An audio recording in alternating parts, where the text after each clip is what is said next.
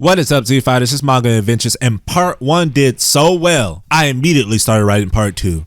I hope you guys enjoy this what if because we're jumping right in. Our story begins 4 years after Goku's defeat against Vegeta, and just because the Saiyan Prince won does not mean he would slack on his training, though even he would have to stop for his wife's birthday. While getting ready for the party, Beerus awakens after his dream of the Super Saiyan God. He at first heads to the Saiyan who defeated Frieza, which is Goku, but his Super Saiyan 3 was not enough to face the God of Destruction. So he heads to Earth and crashes Bulma's party. But thankfully, since Boo was not revived, we don't have to worry about Beerus not getting his pudding cup. But when the party is over and the food is gone, he would still want to face off against Vegeta, hoping he would put up a better fight than Goku did, being the Saiyan Prince and all.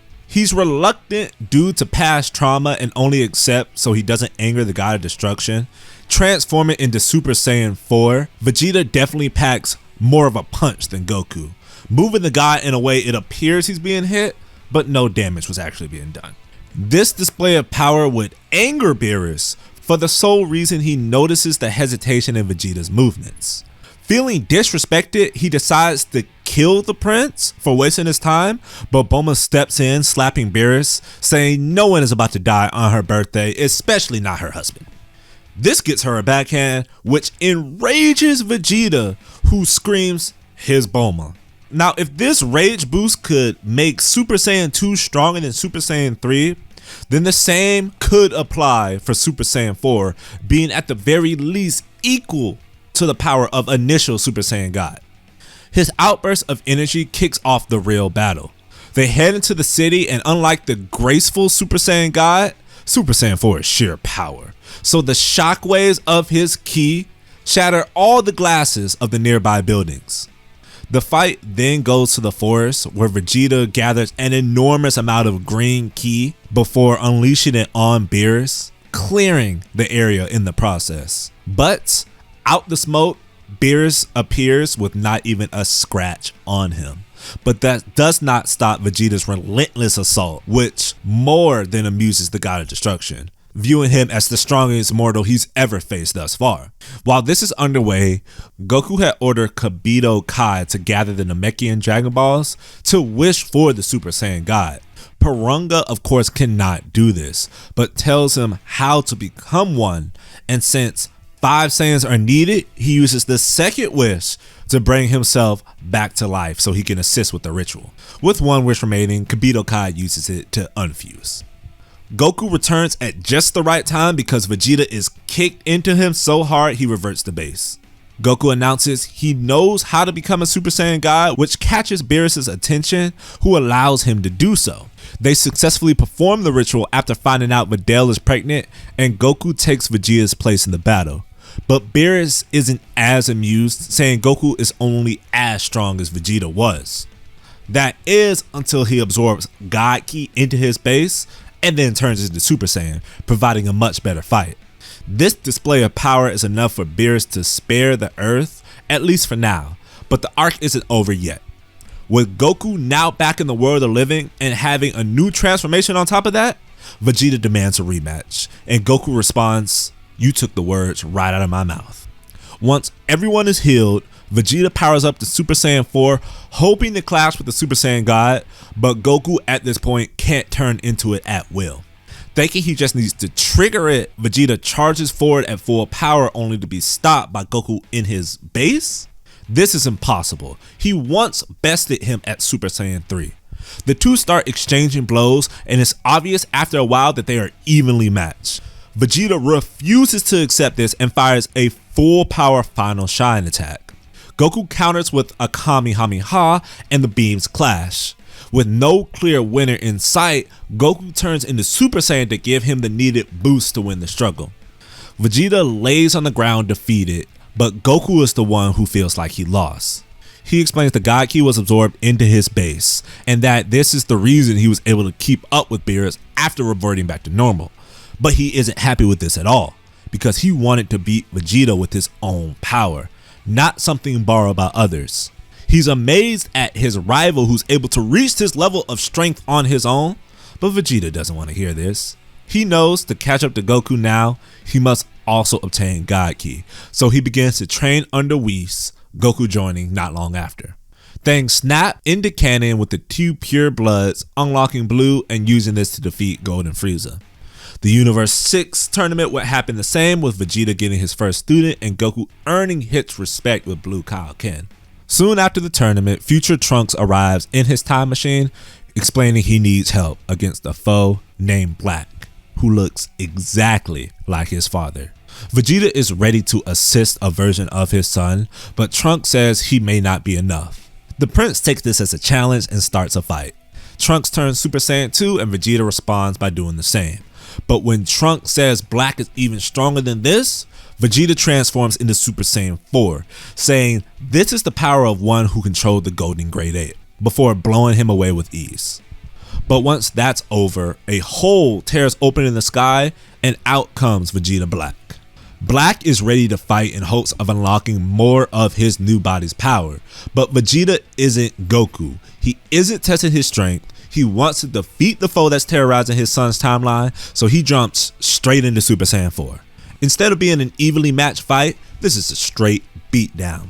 And to make sure the job is done, he readies his Big Bang attack. Black doesn't want to die. Not like this, not before his plan is done. He fires a black Gallic gun, which in comparison is puny to the Big Bang, which pushes back his beam with ease. But just before it hits Black, he unlocks Super Saiyan 2. This doesn't cause him to win the struggle by any means, but he does survive, albeit heavily bruised. He's pulled back to his world by the time ring, saving him from his counterpart's wrath, but he destroys the time machine as he leaves. Amazed by his father's power, he pleads to train under him while Bulma refurbishes Cell's time machine and makes fuel, but he has to decline, saying they need to find Black's key, but he'll do so once he gets back. With Beerus and Whis, he heads over to Universe 10 meeting Zamasu. The two spar and Zamasu is astonished by the power of a mere mortal, which kicks off the time loop. Once ready, they head to the future with confidence they can win, but Black is eagerly waiting to show Vegeta his new form he got after the Zenkai from the last encounter, Super Saiyan Rose. Now, Vegeta wanted to finish this with Super Saiyan 4, but he knows Blue is needed. But even with this godly transformation, he loses. Even Goku can't save the day when Zamasu jumps in to help. So the three retreat. With information on who Black is, they go to present Zamasu and have Beerus Hakai him, thinking that will erase the future version. The three return only to find out this isn't the case and Zamasu is still terrorizing. The only change in this part would be, instead of Goku getting the rage boost from finding his family died, it's Vegeta. But it ends the same with Super Saiyan Rage Trunks, giving Goku and Vegeta time to escape.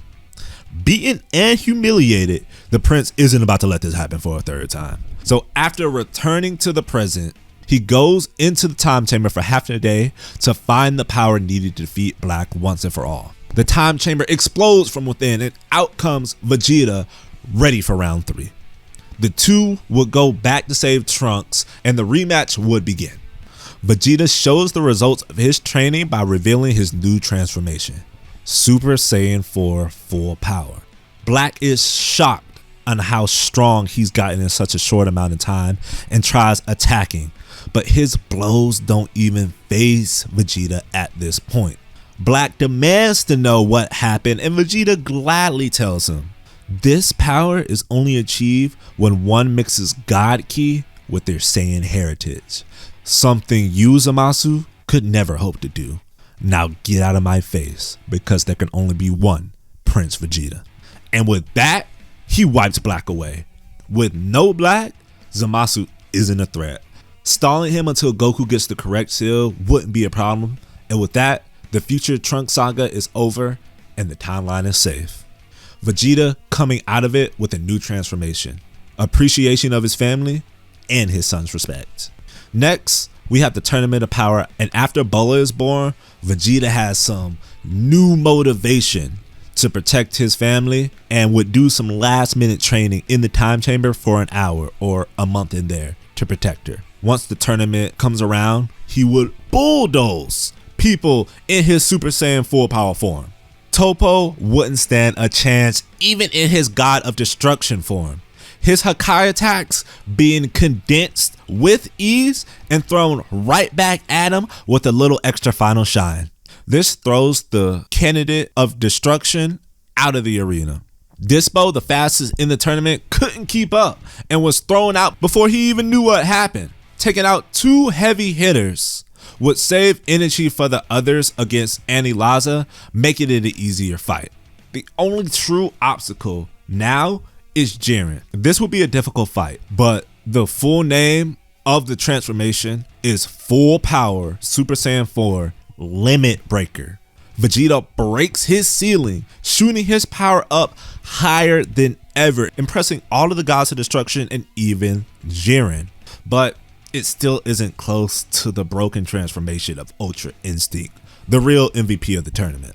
Universe 7 wins and Goku admits he can't go Ultra Instinct at will, which upsets Vegeta, who wanted to face off against the form. The fight against Broly would happen the same since he was able to tank Super Saiyan God, and for some reason they didn't use Blue Evolution or Kaioken, so I'm assuming they were saving energy for the long haul. So the concept would stay the same and Blue Gogeta would win the day. And this would end what if Vegeta regrew his tail. I didn't cover the moral arc because it's manga only and I mainly followed the anime. Plus, it would be partial spoilers for people who don't read the manga for whatever reason.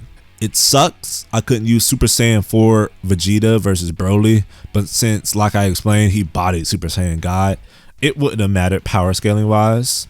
Hopefully you guys enjoyed this 2-parter, and when more arcs come out, I would love to make a part 3. I had fun writing it, and I'll see you guys in the next video.